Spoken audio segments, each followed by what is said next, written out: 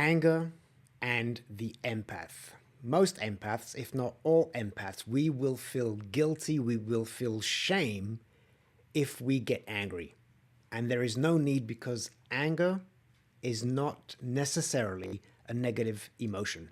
I'm going to break it down and I'm going to give you 3 steps on how to optimize your anger and turn it into a positive. My name is Germaine. Welcome to the Sigma Empath podcast. This is the Rant Edition. I'm a life coach. I'm also a 7-time author. Pink is the color of empathy. And today I'm also going to talk about my book, 3 Simple Steps. There are 3 very basic steps that will help you navigate life. It's all about wellness and emotional stability. But let's talk about anger. First of all, let me know in the comments, how do you feel when you get angry? Do you feel guilty? Do you feel shame? Most empaths will. And why is that? The reason is the empath views themselves, well, I'm supposed to be kind. I'm supposed to be empathetic. I'm supposed to be forgiving, understanding, gentle, soft, maternal, friendly, welcoming. We're supposed to be all these things. And then when we get angry, there's a conflict because it says, no, you shouldn't be these things. You're an evil, horrible person for being angry. What is wrong with you, you hypocrite? And you'll also find that people, if they know that you're highly empathetic, if they know that you're highly sensitive, if they know that maybe you're another form of neurodivergent and you're generally kind, they will use your anger to make you feel guilty and make you feel ashamed. They will use it as a tool of manipulation to inspire the guilt and the shame, so that whatever boundaries you're placing, whatever accountability you're trying to enforce on them, they're going to make you back off by making you feel like you are now a bad person for being angry. There are 3 main things that will change your perception of anger because it is a positive tool. First of all, every emotion, there is no negative emotion. And you're going to say, well, what about things like envy and jealousy and hate? It's not the emotion that is negative. There is no negative emotion. It's what we do with the emotion. And I'll clarify that a little bit. If I feel anger and I go and hit some lady over the head with a baseball bat, that's negative. I have turned my emotion into a negative action. Now the anger is negative. But we always associate anger with a negative reaction or negative outcome. But anger unto itself is not negative. And I'm going to break it down as to why. By the way, a great book to read. If you want to do a deeper dive, this is not my book. It's called The Grief Recovery Handbook. The Grief Recovery Handbook by John W. James and Russell Friedman. I've read this book multiple times as I was recovering from my narcissist abuse. I needed to understand and process anger. A lot of talk about anger. The other thing I want you to know about anger is that anger is a secondary emotion. What does that mean? We feel something. For example, I feel hurt. I feel frustrated. I feel helpless. I feel resentment. Those things, if I can't manage them, can turn into anger. But anger always starts off as something else and it grows and manifests and becomes anger. So the first aspect, positive aspect of anger, or just a general that I'm going to break down into the 3 steps. The first positive aspect of anger is that it's a gauge. It's like a barometer. It's letting you know something is out of alignment. Whether it's externally or whether it's internally, it's letting you know something is out of alignment. So anger is actually your friend. Now let's dive into the 3 things that are going to really help you understand and shift your perception of anger, minimizing that shame and guilt when you do feel anger.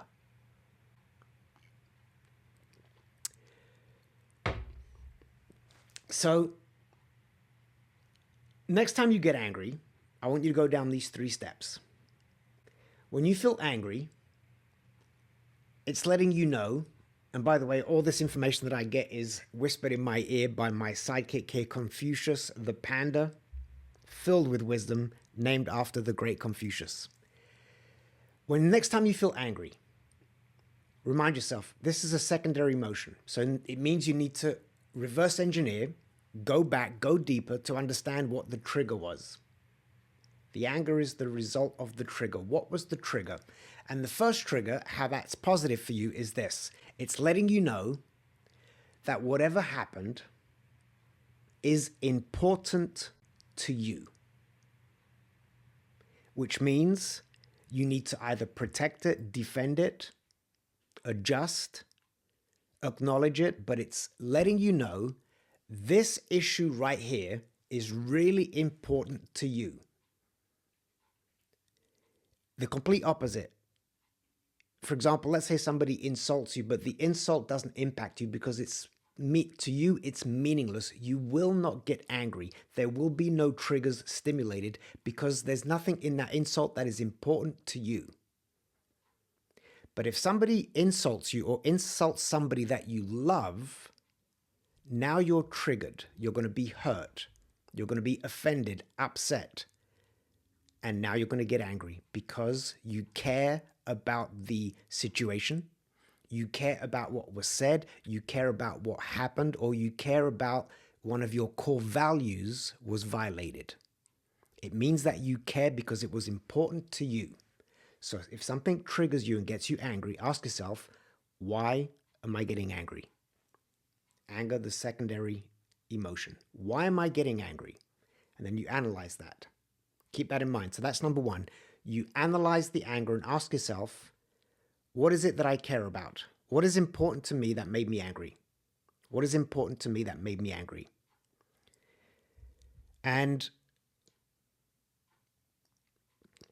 by the way, if you've gone through narcissist abuse, this is something that is talked about in this book. Your anger is highly, highly validated, highly, highly healthy. Because you've been abused, you've been gaslighted, you've been love bombed, you've been cheated on, you've been lied to. These are all valid reasons to be angry. Yet the narcissist will make you feel bad. So again, if it's important to you and all those things that the narcissist has done to you are important to you, they have insulted, they have violated, they have raped your soul, the essence of your character. They've put out a smear campaign, compromising your reputation, your character. So it is definitely okay to be angry. Don't go out and hit them over the head with a baseball bat. But it is valid to be angry. Why? Because those things are important to you. They violated you. So that's number one. Number two, and it's similar to number one, but it's not quite the same. We get angry when our needs are not being met. Let me know if you relate to this one. When your needs are not being met, especially over time, resentment builds. Anger, the secondary emotion. Resentment is the first emotion. Hurt, disappointment, helplessness maybe. Then you get angry over time because your needs are not being met. Why is this important for the empath? Because we are continually fulfilling everybody else's needs, and it is rarely reciprocated, which is exhausting. And in that exhaustion, in that disappointment, in that frustration, our anger will build. It's letting us know that our needs, whether they're emotional, probably emotional, but it could also be physical, it could be spiritual. Your needs are not getting met. So that's a positive emotion. I'm angry because something is lacking in my life. It's letting you know there's a red flag that needs to be addressed. You have every right to be angry if your significant other, if a family member, if a boss, if a colleague is not meeting your needs. Now the question becomes, I've identified why I'm angry. It's because my needs are not being met. Now the question becomes, rather than hit them over the head with a baseball bat, what do I need to do or say to get these needs met? So again, your anger is helping you achieve positive outcomes if properly leveraged. Let me know if you've worked with a company or a boss that aren't meeting your needs, and think back to how the anger slowly built. If you're still in that situation, this is now getting into bullet point number 3. Bullet point number 3 is your anger. This is where the anger is the most positive. Your anger now acts as a motivator. This is really powerful. Your anger acts as a motivator. Let me know in the comments. Have you leveraged your anger to motivate you to either greatness, to take action, to set a boundary from an abusive narcissist? Why would I say an abusive narcissist? That's redundant. They're all abusive, but you know what I mean. Let me know in the comments, when and how did you use your anger to motivate you? And I'll give you sort of a simple example. After you've been pushed enough by the narcissist, you will get angry. And through that anger, you will now set the boundary. You will now say, no, I've had enough. I've had it up to here. I'm sick and tired of this shit. Oops, did I just say that? Yes, I did. Sorry, Panda. Sorry, Confucius. But it means I'm sick and tired of this shit. And because I'm so angry, you know what? I'm going to hold you accountable. I'm going to put you in your place. We're done. This is over. Boundary set. All because your anger motivated you. Some people will quit a job because the boss, the company has abused them to the point where they're like, you know what? I do not deserve this. I am better than this. I quit. So your anger is a great motivator to take action. But you've got to make sure that you take that pause and connect the dots. Why am I angry? It's a secondary emotion. Why am I angry? Here's the issue. Here's the issue right here. Okay. So my needs weren't being met. This is really important to me. How dare you insult my family?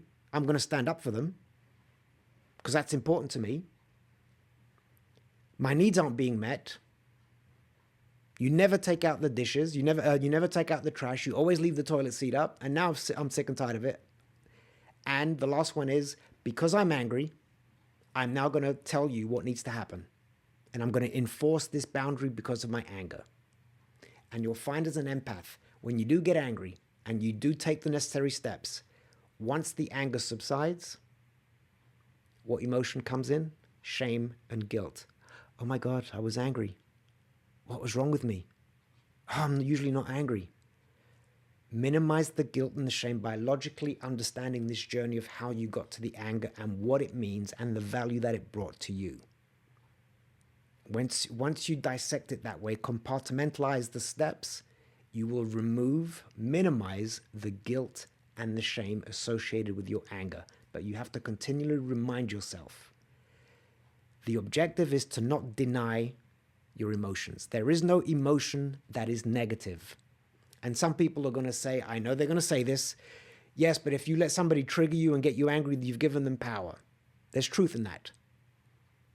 Well, you shouldn't get angry because if you're an enlightened person and you should be above that, you should be higher than that. There is truth in that.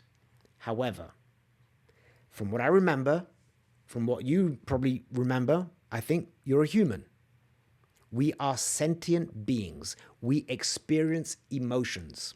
So why would you deny your humanness? Why would you subdue, suppress your emotions rather than experience them? Now, this is the challenge, though. You experience the emotion, but you transmute the emotion to the positive. But the actual emotion unto itself is not negative. It's letting you know. Let's take jealousy or envy, perceived as negative emotions. But if I break it down and look at those emotions differently and analyze, why do I feel envious? Oh, because I'm lacking something. Because I want what they have. So now the positive reaction is, what do I need to do so that I get that same feeling that I think they're having? Something in me is lacking that I need to work on. So I've turned my envy into something positive. Do not deny your human emotions. Unless you want to become a Buddhist monk and climb up to the mountaintop and levitate for 40 days, if that's your objective, then yes, total detachment, no emotions, whatsoever. No triggers, but you're a human. So enjoy your humanness, allow yourself to feel, and minimize the guilt and the shame. Everybody, my name is Germaine. If you want to do a deeper dive into becoming an empowered empath, into living life more authentically, into recovering from narcissist abuse, reach out, let's connect. I offer coaching. I've got 3 different packages. I've got books, I've got blogs. Follow me on Instagram. There are endless ways where I can help you along your journey. I'd love to hear from you. Everybody, thank you for joining me and Confucius. Thank you for watching, listening to the Sigma Empath podcast, the Rant Edition.